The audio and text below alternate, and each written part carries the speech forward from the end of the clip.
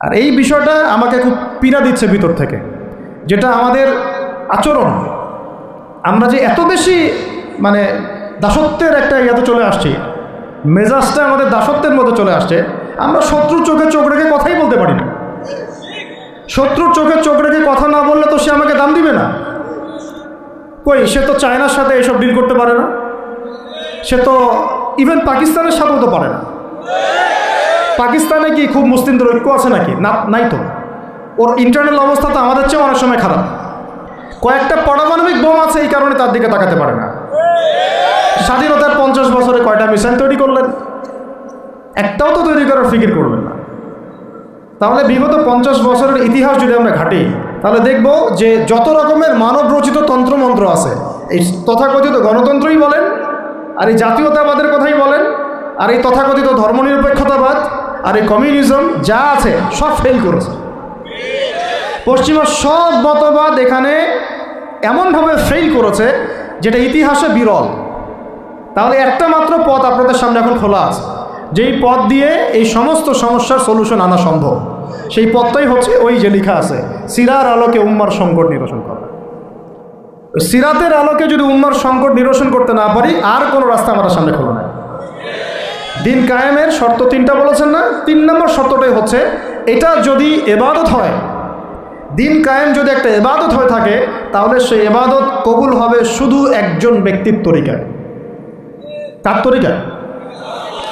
মুহাম্মদ রাসূলুল্লাহ সাল্লাল্লাহু আলাইহি ওয়াসাল্লামের তরিকায়। ইবাদত হতে হবে এক আল্লাহর জন্যে, হালাল রিজিক থাকতে হবে, এবং তরিকা হতে হবে কার?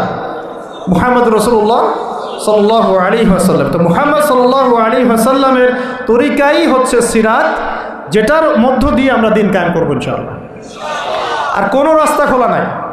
যত তন্ত্রমন্ত্র নিয়ে আসো, যত তন্ত্রমন্ত্র, এখন তো 4টা-5টা আছে, আরও যদি নতুন কোনো তন্ত্রমন্ত্র নিয়ে আসে, তারপরেও এই জাতির মুক্তির কোনো পথ নাই সিরাত ছাড়া। এখন আমাদেরকে আগে সিরাত পড়তে হবে ভাই, সবাইকে আগে সিরাতটা পড়তে হবে। সিরাত পড়লে পরে আপনারা বুঝতে পারবেন যে ইনশাআল্লাহ তাআলা কোন পথে আমাদেরকে হাঁটতে হবে। এখানে টপিক অনেক ডিপ দেওয়া হয়েছে, অত ডিপে গেলে আমাদের সারা রাত চলে যাবে। আমি শুধু ভাষা কয়েকটা পয়েন্ট বলতেছি, একটু মনোযোগ দেন।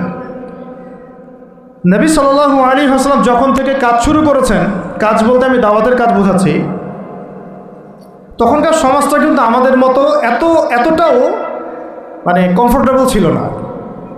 একটা অমুসলিম রাষ্ট্রে তিনি দাওয়াতের কাজ শুরু করেছেন।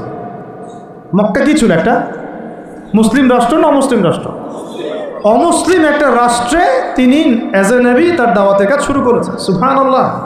এবং তিনি সেই রাষ্ট্রের একজন পরিচিত ব্যক্তিত্ব, যাকে আস-সাদিক আল-আমিন বলে ডাকা হয়, যার আগেও কোনো গুনাহ নাই, পরেও কোনো গুনাহ নাই। এমন একজন ব্যক্তিত্ব তিনি, যার আগেও কোনো গুনাহ নাই, পরেও কোনো গুনাহ নাই, এবং তিনি একটা অমুসলিম রাষ্ট্রে ওহী প্রাপ্ত হয়ে দাওয়াতের কাজ শুরু করলেন। আর আমরা তো মুসলিম রাষ্ট্রে বসে আছি, আমরা তো মক্কায় নাই। আমরা কি মক্কায় আছি? আমরা তো মক্কায় নাই। যদি মক্কায় না থাকি, তাহলে এইরকম নতজন পররাষ্ট্রনীতি কেন? আমরা যদি মক্কার মতো পরিবেশে না থাকি, তাহলে এত নতজন পররাষ্ট্রনীতি কেন? তাহলে ভারতের মধ্যে আমাদের যে মুসলিম ভাইরা আছে, তারা কি করবে? তাহলে ভারতে যে মুসলিম ভাইরা আছে, তারা কি করবে? তারা কি ওদের পা ধরে ইয়ে করবে, সালাম করবে? হিন্দুদের পা ধরে সালাম করবে? বলেন তো। আমরা তো একটা মুসলিম রাষ্ট্রে আছি, তো মুসলিম রাষ্ট্রে থাকতে এত নতজনু পররাষ্ট্রনীতি কেন? এত দাসত্বের শৃঙ্খল কেন? তো তিনি দাওয়াতের কাজ শুরু করেছেন প্রথম কি দিয়ে, এটা একটা ফ্যাক্ট। আমরা আসলে আলোচনাগুলো আপনাদের চাইতে তাদের শোনা দরকার, যারা আলোচনা যারা করে। মানে আমি চাই বেশি বেশি তাদের সাথে কনভারসেশন করতে, যারা উম্মাকে নিয়ে ফিকির করেন, দাওয়াতের কাজ করতে যান, বা মুআল্লিম বা আলেম বা হাফেজ, তাদের সাথে কথা বলা দরকার। তাদেরকে আগে বোঝানো দরকার বিষয়গুলো। অনেকেই বুঝেন না। অনেকে বায়াবিও দাওয়াতি কাজ করছেন উইদাউট এনি প্ল্যাটফর্ম। অনেকে দাওয়াতি কাজ করছেন উইদাউট এনি কানেকশন উইথ ওলামা। আলেমদের সাথে কোনো কানেকশন নেই, দাওয়াতের কাজ করতে আসেন, একটা বায়াবিও প্ল্যাটফর্ম ক্রিয়েট করে রাখতেছেন। তো আমাদেরকে আগে তাদের সাথে কথাবার্তা বলা দরকার, যে মৌলিকভাবে আমরা আসলে কীভাবে আগাবো। আর কি প্র্যাকটিক্যাল কথায় আসেন। এই যে আমরা এতগুলো কথা বলছি না, আমি আপনাদেরকে পুরো পথ পদ্ধতি এখানে গিলায় খাওয়াই দিতে পারবো, কিন্তু বিশ্বাস করেন গিলে খাওয়ার পরে আপনি কিছুই করতে পারবেন না। কেন পারবেন না? আপনার কোনো অ্যাসোসিয়েশন নাই, কোনো ফাউন্ডেশন নাই, কোনো সংগঠন নাই, কোনো রাজনৈতিক ক্ষমতা নাই, কোনো রাজনৈতিক দলও নাই, রাজনৈতিক কোনো অ্যাপ্রোচও নাই। কিন্তু একটা সেকুলার রাজনৈতিক দল আপনার চেয়ে ভালো ফিল্ড ওয়ার্ক করতে পারবে, কারণ তার চেইন অফ কমান্ড আছে। আমাদের তাওহীদপন্থীদের কোনো চেইন অফ কমান্ডই নাই। বলে আসতেছি বিগত 5 বছর 10 বছর থেকে একই বয়ান, মাথায় ঢুকে না জিনিসটা। চেইন অফ কমান্ড বলে একটা কিছু আছে, যেখানে একজন আমির নাই, যেখানে একজন ইমারা নাই, একটা আমির নাই, আস-সামউ ওয়া তাআ নাই, বায়আ নাই, যেখানে শুনলাম মানলাম আনুগত্য করলাম, আমির মামুর জামা ইমারা এগুলো নাই, সেখানে তো চেইন অফ কমান্ড আসবে না। তাবলিগ জামাত কাজ করছে না? করছে কি না? একটা শুরা পর্ষদ আছে না, শুরায়ে নিজামি আছে না, আমির আছে না, কাজ করতেছে, ফলাফল পাচ্ছে মাশাআল্লাহ। জামাত ইসলাম কাজ করছে না? একটা চেইন অফ কমান্ড আছে, প্রত্যেকটা জেলায় জেলায় শাখা আছে, তারা তাদের উপরের লেভেল থেকে কোনো ডিরেকশন আসলে সেটাকে রুট লেভেলে বাস্তবায়ন করছে। তারপরে ধরেন যে ইভেন এই যে আওয়ামী লীগ চলে গেল, তার একটা চেইন অফ কমান্ড ছিল না? ছিল কি না? উপরে যে বলতো জঙ্গি, নিচের ওই ব্যক্তির বলতো হ্যাঁ এই জঙ্গি, এমন একটা চেইন অফ কমান্ড ওদের ছিল না? এখন বিএনপি যারা রাজনীতি করতেছে ওদের নাই? আছে। এখন আপনি বলেন যে ইসলামপন্থীদের রাজনৈতিক দল কয়টা? একটা আছে আমাদের শাসনতন্ত্র, একটা হচ্ছে হেফাজতে ইসলাম, আর কি হেফাজতে ইসলাম তো আসলে কোনো রাজনৈতিক ব্যাকগ্রাউন্ড থেকে আসে না, এটা এসেছে, আপনারা তো জানেন হিস্ট্রি, কোন প্রেক্ষাপটে এটা তৈরি হয়েছে, শাপলা চত্বরে ঘটনা, তাই না? আর জামাত ইসলাম। আর কথা হচ্ছে যে আমাদের তো মানে পৃথক পৃথক প্ল্যাটফর্মগুলোর মধ্যে একটা ঐক্যবদ্ধ সমন্বয় সবার আগে দরকার, তারপরে আমাদের একটা বৃহত্তর চেইন অফ কমান্ড দরকার। তখন কি হতো যে উপর থেকে একটা কিছু ছেড়ে দিলে একদম নিচ পর্যন্ত আসতে সময় লাগতো না। এখন এগুলোর বাইরে আমার যারা চান যে না কোরআন এবং হাদিস, ইসলামী ইমারা শরিয়া এগুলো বাস্তবায়ন হবে, দাওয়াতের সাথে সাথে জিহাদ থাকতে হবে, এবং আমরা কোনো গণতন্ত্র সেকুলারিজম এইসব পশ্চিমা আদর্শে যাব না, তারা ফেসবুকে বায়োবিও ঘুরে বেড়াচ্ছেন। সবাই ফেসবুকে বায়োবিও ঘুরে বেড়াচ্ছেন, ইউটিউবে ইন্ডিভিজুয়ালি কাজ করছেন, সবার নিজস্ব স্বতন্ত্র মার্কাস মাকতাবা ইত্যাদি, কোনো সমন্বিত প্রয়াস নাই। এইভাবে তো হবে না। এভাবে কি হবে? সর্বোচ্চ এককভাবে কিছু দাওয়াত দেওয়া যাবে, কিন্তু নবী সাল্লাল্লাহু আলাইহি ওয়াসাল্লাম ওহী প্রাপ্ত হওয়ার পরেই দাওয়াতের যে কাজ শুরু করলেন, এটাই চেইন অফ কমান্ড। সুবহানাল্লাহ।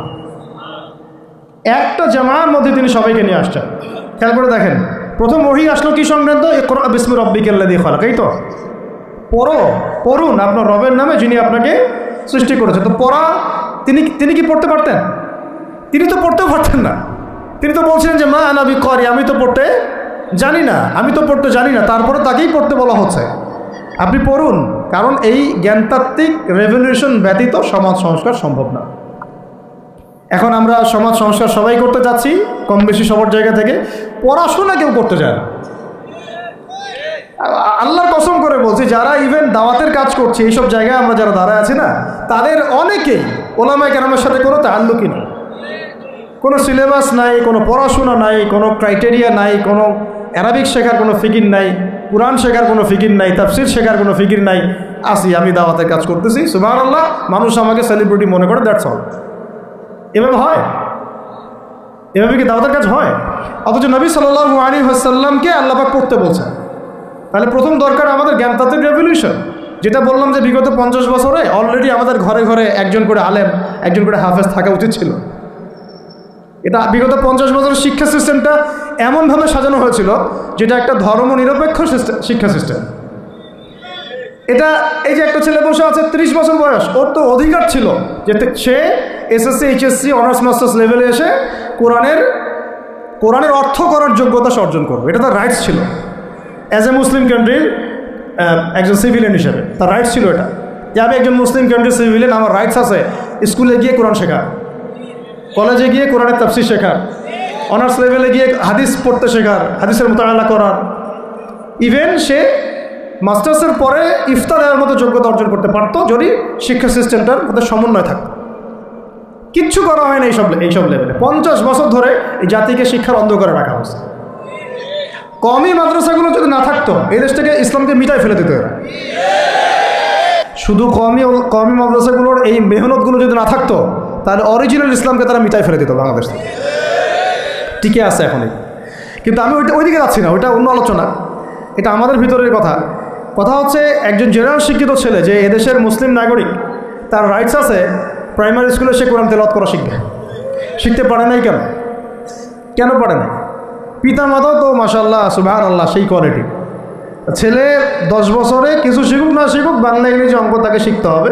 কোরআন হাদিস এগুলো তো কোনো বিষয় না, এগুলো কোনো বিষয় হলো? আপনাদের কাছে আল্লাহর কসম এগুলো দামি নেয়। ওই একদিন দুদিন ওয়াজ মাহফিলে আইসা আবেগ দেখার, কোরআন হাদিসের পরে যদি মহব্বত থাকতো ছেলেকে তো আলেম বানাইতেন আপনি, ছেলেকে তো আপনি একজন হাফেজ বানাইতেন কমপক্ষে। আপনি তো ছেলেকে এমনভাবে গড়ে তুলেছেন আপনার জানাজাই পড়তে পারবে না। তো আমাদের এই স্কুল কলেজ পড়ুয়া ছেলে মেয়েদের রাইটস ছিল এগুলো শেখার, শিখতে পারে নাই। অনার্সে পড়ে তার বয়স কত? 20 থেকে 25 বছর। 25 বছরে সে 25টা সূরা জানে না, 25টা সূরার নামই জানে না, 25টা সূরার নাম বলতে পারে না। কোরআন বিধান কায়েম করতে আসছেন আপনি, সুবহানাল্লাহ। 25টা হাদিস বলতে পারেন না, 25 জন নবীর নামও বলতে পারে না।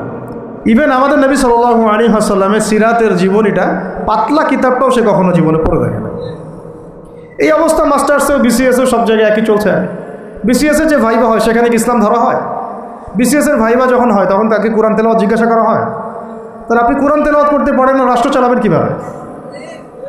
কোরআনের সাথে কোনো তাল্লুক নেই। তার মানে আপনাদের কনসেপ্ট হচ্ছে রাষ্ট্র আলাদা, কোরআন আলাদা।